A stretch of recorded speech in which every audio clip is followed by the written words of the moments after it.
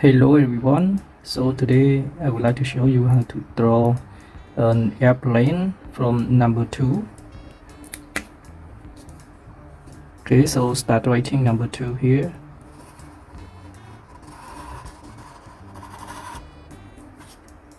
Okay, this is number 2, so we can turn this number 2 into the aeroplane.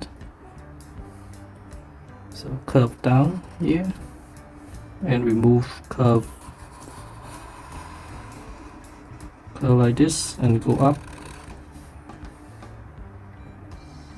Okay, a little bit straight line and curve down, a little bit straight line here and move a curve line like this. Okay, one more wing of the aeroplane drawing. Curve down and up.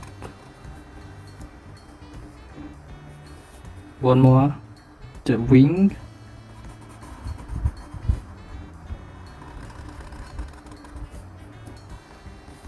And we connect the end of number 2 line to the wing here and connect to the last wing, and we draw the window.